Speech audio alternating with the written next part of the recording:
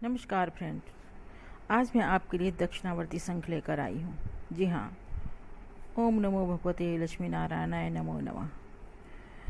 हम लक्ष्मी नारायण का नाम लेते हुए ही इस शंख के बारे में और भी गूढ़ जानकारियाँ देंगे। जैसे कि आप जानते हैं, दक्षिणावर्ती शंख बहुत ही अमूल्य है। जी हाँ, जिसे रत्नों में रत्न कहा जाता है, वैसे ही शंखों में दक्षिणावर्ती रत्न एक रत्न के समान है। दक्षिणावर्ती शंख अनेक प्रकार के चमत्कारी वर्णन मिलते हैं इसके। दक्षिणावर्ती शंख अगर घर में हो, बहुत ही शुभ माना जाता है, आध्यात्मिक दृष्टि से भी, वास्तु के हिसाब से भी। और शंख के घर में रहने से पॉजिटिविटी एनर्जी आती है। शंख की आकृति के आकार में 3 श्रेणियां बताई गई हैं, जैसे कि एक मैं आपको दिखा रही हूँ। यही मैंने आपके लिए चित्र भी लगाया हुआ है, दोनों आप देख सकते हैं। अर्थात दक्षिणावर्ती अगर हाथ में पकड़ा जाने वाला, वामवर्ती अर्थात बाएं हाथ में पकड़ा जाने वाला, मध्यावर्ती और बीच में खुले मुंह वाला शंख, इन तीनों में से दुर्लभ दक्षिणावर्ती शंख माना जाता है। देखिए, जैसा कि मैंने दिखाया है, ये एक दुर्लभ शंख है। यह शंख रहता है, वह कभी भी धन्य ध्यान से रिक्त नहीं रहता। भगवान विष्णु का आयुध होने के कारण यह अत्यंत मंगलकारी है। जिस परिवार में विधि विधान के साथ इसकी स्थापना की जाती है, वहाँ भूत, पिशाच, नकारात्मक शक्तियाँ, दरिद्रता का प्रवेश नहीं होता। शत्रु भी पहुँच नहीं पाते उस घर में, या फिर किसी के तंत्र मंत्र का कोई प्रभाव नहीं होता। शत्रु पक्ष कितना ही बलशाली क्यों ना हो, आपको वो हानि नहीं पहुंचा सकता। ना ही कोई दुर्घटना हो सकती है, ना ही मृत्यु, भय, चोरी आदि से आपकी हर तरह से रक्षा होती है। और दूसरी बात जो कहा गया है, ये माता लक्ष्मी का शास्त्रों में भी इसका वर्णन है कि उन्हें स्थायी रूप से निवास देने का एकमात्र प्रयोग दक्षिणावर्ती शंख ही है।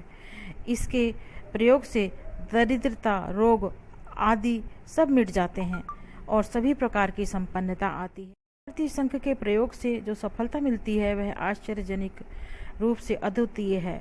धन वर्षा करने में, सुख समृद्धि प्रदान करने में इसका कोई तुलनात्मक कोई श्रेणी नहीं है। इसकी द्वारा आपको माँ लक्ष्मी का शंख के प्रयोगों में, पूजा में दक्षिणावर्ती शंख का एक खास उपयोग है और सर्वाधिक उपयोग में लाया जाता है माँ लक्ष्मी की कृपा प्राप्त करने के लिए, जिससे घर में कृपा बनी रहती है, दया बनी रहती है, उनका आशीर्वाद बना रहता है।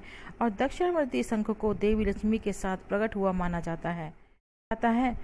कि इसका शास्त्रों में हमारे वर्णन मिलता है और आचार्य संहिता में भी इसका वर्णन मिलता है कि जब माँ लक्ष्मी समुद्र मंथन में प्रकट हुई थी, उसी वक्त ये दक्षिणावर्ती शंख भी प्रकट हुआ था।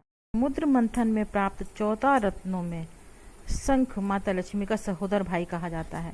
अतः जहाँ शंख है, वहाँ माता लक्ष्मी का वास है। लोग स्वर्ग लोक में अष्ट सिद्धियों, नवनिधियों में शंख का स्थान महत्वपूर्ण माना गया है। जैसे कि आप देख रहे हैं, इसमें चक्र बने हैं, ये दक्षिण दिशा की तरफ घूम रहे हैं। आप देखिए ठीक से, ये देखिए, ये जो मैं आपको दिखाने का प्रयास कर रही हूँ, उसे देखिए, ये कहाँ घूम रही है। जैसे हम लोग चक्के घुमाते हैं ना, तो धार्मिक कार्यों के अनुष्ठान, तंत्र क्रियाओं में भी शंख का काफी प्रयोग माना जाता रहा है। तो 16 तरह के दैवीय शंख हैं जो आपको धन और समृद्धि देते हैं। आपने शायद इससे पहले इतने सारे शंखों के नाम नहीं सुने होंगे। मैं धीरे धीरे जो है इन शंखों को लाने का प्रयास करूंगी। जिस भी तरह के मुझे शंख मिलते रहेंगे, अभी मेरे पास दक्षिणावर्ती है, इसके बाद मैं 5 जने लेकर आऊंगी, और भी बहुत सारे शंख हैं। शंख को समुद्रज, कंबु, सुनाद, पवन ध्वनि, कंबु, कंबोज, अब्ज, त्रिरेख, जलज, अर्णोभव, महानाद, मुखर, दीर्घनाद, बहुनाद, हरिप्रिय, सुरचर, जलोद्भव, विष्णुप्रिय, धवल, स्त्री विभूषण, पांचजन्य, अर्णवभव आदि नामों से भी जाना जाता है। बहुत सारे प्रकार के शंख हैं जो हमारे लिए दुर्लभ हैं। स्वस्थ काया के साथ माया देते हैं शंख, देवीय के साथ साथ माया भी होते हैं। और शंखों के हिंदू धर्म में पवित्र स्थान है। या घर या मंदिर में शंख कितने और कौन से रखे जाते हैं, इसके बारे में शास्त्रों में बहुत सारे उल्लेख मिलते हैं। कहीं ऐसा तो नहीं कि आपके घर में युद्ध से संबंधित शंख रखा हो, जबकि आपको जरूरत है शांति और समृद्धि की। शिवलिंग में और शालिग्राम में तथा शंख भी कई प्रकार के होते हैं। जैसे शिवलिंग और शालिग्राम की तरह अलग अलग होते हैं, उसी तरह शंख भी अलग अलग तरह के होते हैं। शंखों का महत्व और कार्य अलग अलग होता है। समुद्र मंथन में समय देव दानव संघर्ष के दौरान समुद्र में 14 रत्नों की प्राप्ति हुई थी, जिनमें से 8वें रत्न में शंखों का जन्म माना जाता है। शंख माना जाता है दक्षिणावर्ती। शंखनाद का प्रतीक हमारे शास्त्रों में, हमारे घरों में कभी भी कोई पूजा होती है, कोई अनुष्ठान होती है, बिना शंख की ध्वनि के बिना पूजा ही अपूर्ण मानी जाती है। एक तरह से कहा जाता है शंख की ध्वनि से सारी दुर्भावनाएं, सारे कलेश, सारी बुरी भावनाएं और सारी बुरी आत्माएं दूर भागती हैं। आप भी अपने घर में दक्षिणावर्ती शंख रखना चाहते हैं तो उसे विधि विधान से स्थापना करवाएं, पंडित को बुलाएं। इसमें यश और कीर्ति पाना चाहते हैं, सुख शांति पाना चाहते हैं, समृद्धि पाना चाहते हैं, तो ब्रह्म वैवर्त पुराण के अनुसार शंख चंद्रमा सूर्य के समान देव स्वरूप है। इसके मध्य में वर्णु, पृष्ठ भाग में ब्रह्मा और अग्रभाग में गंगा सरस्वती निवास करती हैं।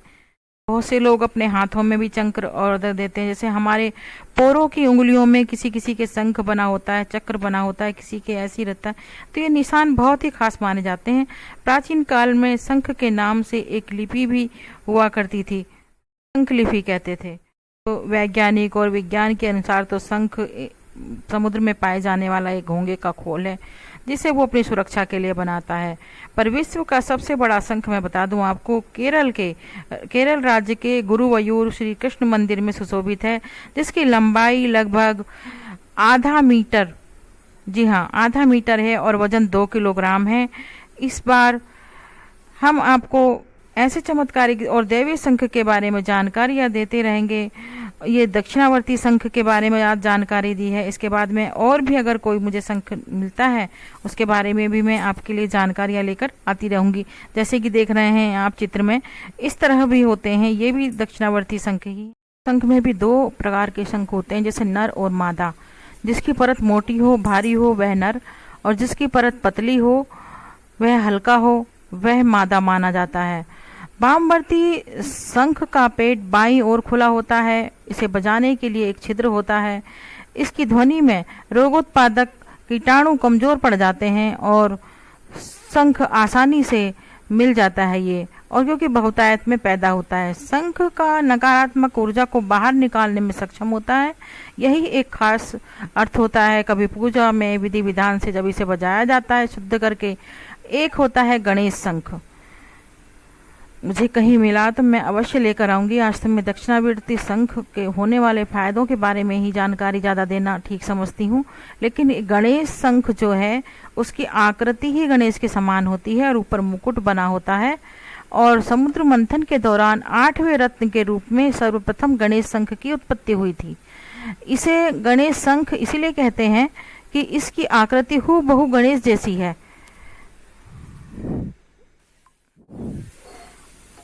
और शंख में निहित सूंड का रंग अद्भुत प्राकृतिक सौंदर्य युक्त है। प्राकृतिक रहस्य की अनोखी झलक गणेश शंख में दर्शन में मिलती है। यह शंख दरिद्र नाशक, धन प्राप्ति का कारक है। यह बहुत शुभ है। श्री गणेश जी का शंख जो है पूजन जीवन के सभी क्षेत्रों में उन्नति, विघ्न में बाधाओं और शांति हेतु बढ़िया सफल होता है। अगर कहीं मिल जाए तो आप अपने कोई भी मनोरथ को सिद्ध कर सकते हैं। गणेश शंख आसानी से मिलने के कारण दुर्लभ होता है। जी हाँ, आसानी से नहीं मिलने के कारण दुर्लभ होता है। ये बहुत दुर्लभ दक्षिणावर्ती शंख है। देख रहे हैं आप इसकी आकृति कैसे घूम रही है। मैंने इसीलिए इस वीडियो को रिपीट किया ताकि आप लोग आसानी से इसकी पहचान कर सकें। 5 जन्य शंख जी हाँ, जैसे गणेश संघ कहते हैं कि कर्जे से मुक्ति दिलवाता है, पारिवारिक रोगों से मुक्ति दिलाता है। ऐसे ही 5 जनसंख्या जब महाभारत में योद्धाओं को युद्ध करने के लिए जरूरत पड़ी थी, तो ये जो है सभी योद्धाओं के पास संख जो है भगवान श्री कृष्ण ने महाभारत संग्राम में उद्घोष के लिए इस्तेमाल किया था, उनके पास था। 5 जन्यम ऋषिकेशो देवदत्तम धनंजय पौंडुम दद्मु महाशंखम भीम कर्मा वृकोदर। महाभारत में 5 शंख का कहते हैं कि भगवान श्री कृष्ण वहीं मौजूद हैं। इस शंख में